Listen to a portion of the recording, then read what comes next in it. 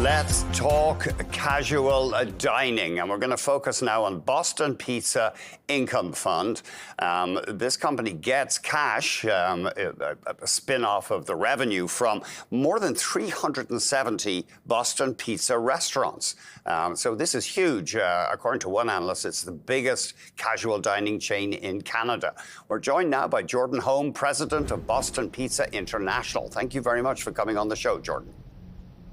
Thanks, Andrew. Happy to be here. Just remind us, if you would, how does it work with the income fund? How does it make money, and how does it pay that out to shareholders?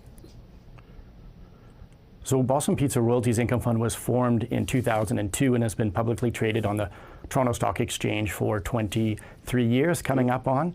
And it receives royalty from Boston Pizza International, which is the franchisor of Boston Pizza restaurants across Canada. Of course, Boston Pizza International was started in 1964 with the very first Boston Pizza restaurant opening in Edmonton, Alberta in 1964. Today it remains a 100% Canadian-owned company, and that's the private company that is the franchisor, and they collect a 7% royalty on food sales from the 372 restaurants today operating across Canada. And of that 7%, 5.5% flows through to the income fund and is paid out in the form of monthly distributions to unit holders.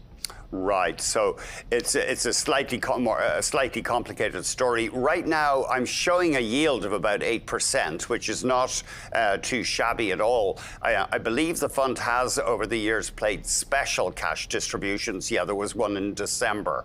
But right now, the monthly distribution, a bit more than 11 cents. 11.5 cents per unit per month, and that was increased. The monthly rate was increased twice during 2024. And earlier today, we did report record earnings both for the fourth quarter of 2024 and for the full year 2024, which is what gives the trustees of the income fund the confidence to make those distribution increases on a monthly basis, and as you mentioned, to pay out the 7.5-cent special distribution that was announced and paid in December of 2024.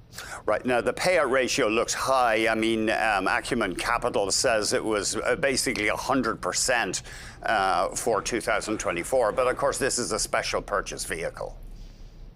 A special purpose vehicle. I'm very glad you asked about that. Absolutely. And, the mandate since 2002, when the public offering was made, has always been to pay out 100% of the cash that is collected. The fund doesn't have any employees. It doesn't have any expenses other than some interest expense.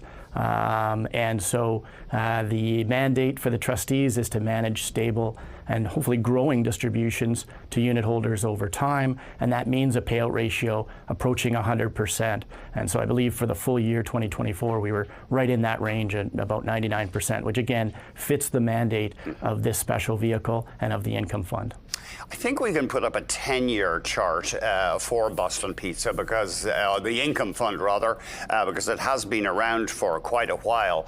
Now, my screen is showing over 10 years, the units are down over 10 years. They took a hiding like all other restaurants in COVID. They haven't got back to their pre-pandemic level though. It is a yield instrument, primarily in the eyes of the investors. We have a mix of retail and institutional investors, but they look at that, as you pointed out, an almost 8% yield today, and they compare that with other investments that they could make.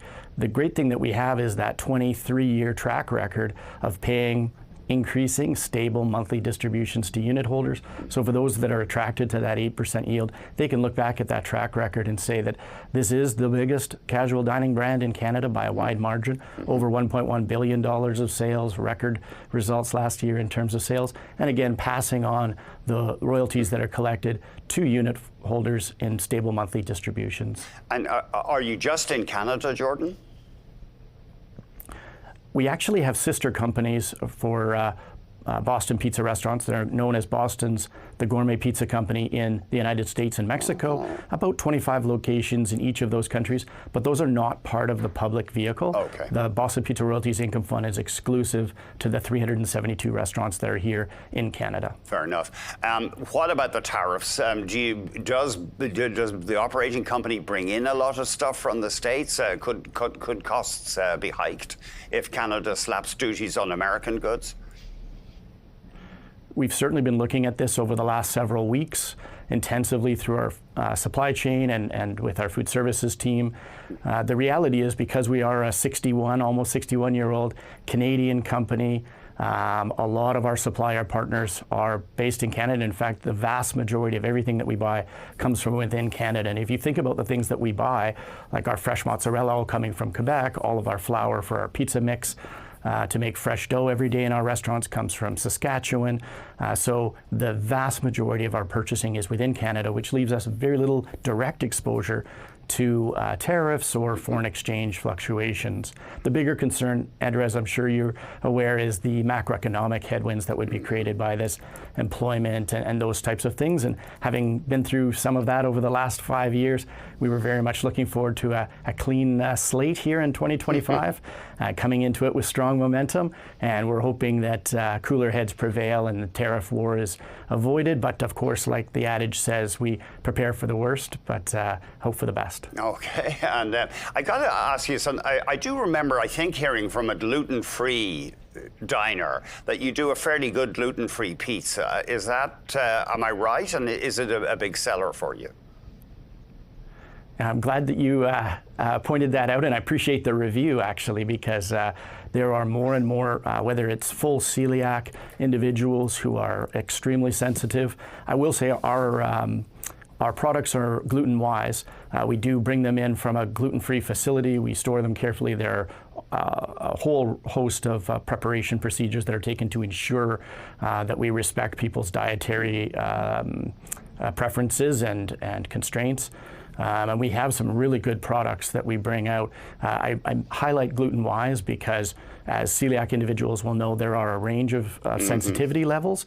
And if you're looking for full gluten-free, we can't do that because we have dough production in our restaurants every day to make our fresh regular pizza dough, and we worry about cross-contamination. But we do have great products, and we have been recognized in the past from the Celiac Association for the investment that we've made in our menu to make sure that we have not just gluten-free options, but a whole variety for the large groups of Canadians that we serve. Almost 1 million Canadians a week are served by Boston Pizza restaurants across the country. So we have to be pretty diverse and nimble in our menu development. Have you, Jordan, we've only got 30 seconds, have you started experimenting with South Asian dishes or Middle Eastern dishes to accommodate or attract newcomers to Canada?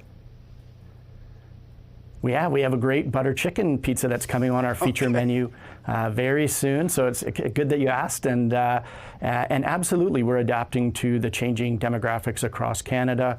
As I mentioned, we really appeal to a wide audience. We bring in lots of groups, and when you bring in groups, you have to make sure that your menu can appeal to new Canadians, people with more diverse palates, and Boston Pizza definitely steps up in that way. Thanks a lot, Jordan.